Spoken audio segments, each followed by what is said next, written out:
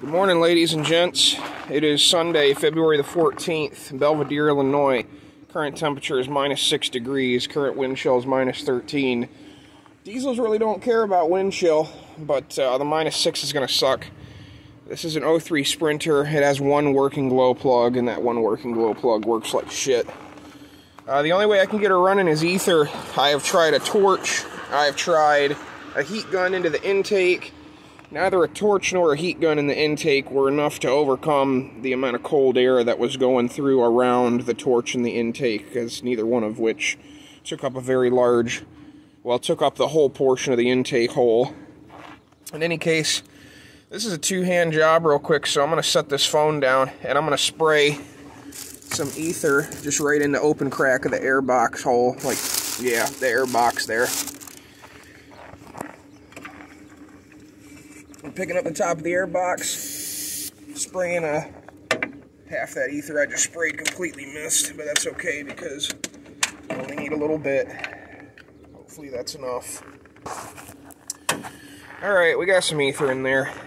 Let's see if it does the trick.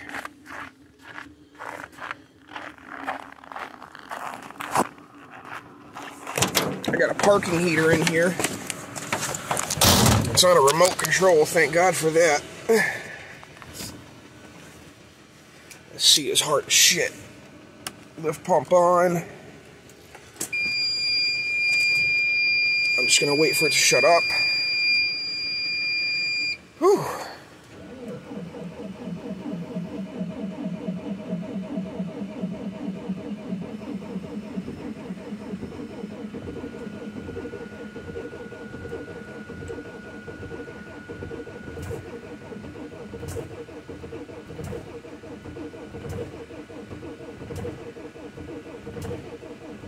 I think we need more ether.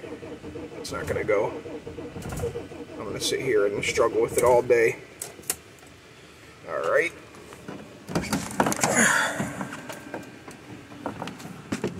Usually, I only need a little squirt. It works its way up through the entire air intake system and helps all the air the engine is taking in be able to be combusted at a lower temperature, like it assists in the combustion of the diesel. Okay, putting this down again. Need my hand. My hand feels like it's gonna die. Spraying a little again on the air cleaner.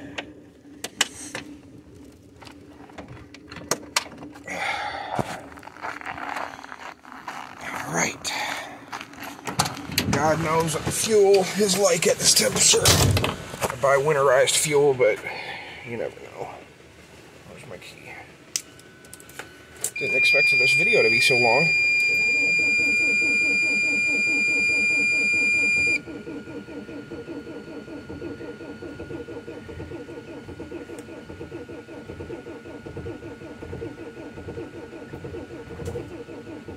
I might be screwed today.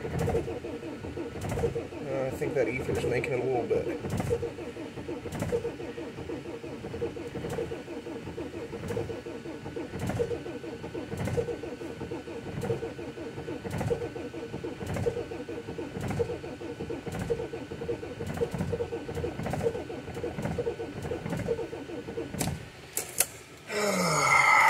More ether! Never takes this much ether. It's cold. The coldest it's ever been started so far has been 4 degrees. I'll throw some more ether in there. I wonder what it's going to take. Maybe I need to put the ether a little bit farther up in the intake line. Sometimes I'll take the intake hose off of the EGR and throw a little down in the intake hose, but I like to keep it away from the engine as much as possible so it turns into a gas before it makes it to the engine. A lot of times you'll fuck your diesel up when you put too much ether in, or you put the ether in too close to the engine. The liquid ether gets down inside the cylinders can get in between the rings. It can cause pre-detonation. It can cause detonation in between the rings. And then you end up with a bunch of rings that are fucked. Almost got her.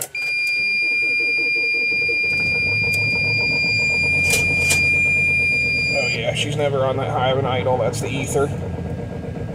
This thing doesn't idle itself up for anything. Except for when you're in high altitude, that's the only time it knows. Cool. It's alive.